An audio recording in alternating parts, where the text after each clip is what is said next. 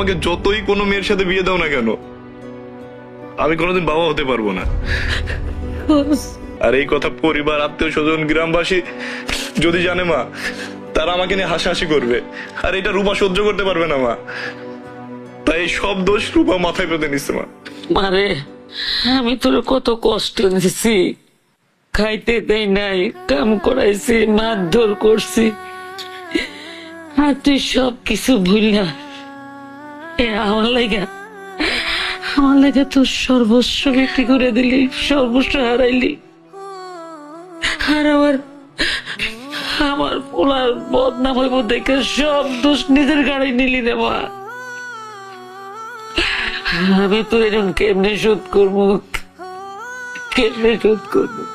পুরাটাই সবুজের সাথে আছি অদ্ভুত একটা লোভে। মা পাওয়ার লোভ, বোন পাওয়ার লোভ। আমার যখন 9 বছর বয়স, তখন আমার বাপ মায়ের ডিভোর্স হয়ে যায়।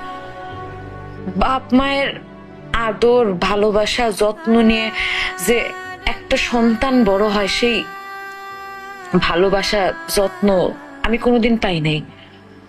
আমার বাপ মা ছিল, কিন্তু কেমন জানি পড়া ছিল। মানুষগুলারে কেমন জানি চিনতে পারতাম না। বাপ মার ডিভোর্স হওয়ার পর দুজনই তো আলাদা থাকা শুরু করলো। আমি বুঝতাম না আমি মায়ের কাছে যাবো না বাপের কাছে যাবো। আমার কোনো দোষ ছিল না, কিন্তু ওই কারো কাছে যাইতে পারি নাই। আমি কোনোদিন আমার আম্মারে বলতে পারি নাই যে তোমরা একসাথে কেন থাকো না। কিছুদিন পরেই আমার বাপ আরেকটা বিয়ে করলো, মা আরেকটা বিয়ে করলো। কি অদ্ভুত আপন বাপ মা, সৎ বাপ মা। আমি কারে কি কমু, কারে কি নামে ডাকবো আমি বুঝি নাই। আমার পরিচিত সম্পর্কগুলো আস্তে আস্তে এত অপরিচিত হয়ে যেতে থাকলো।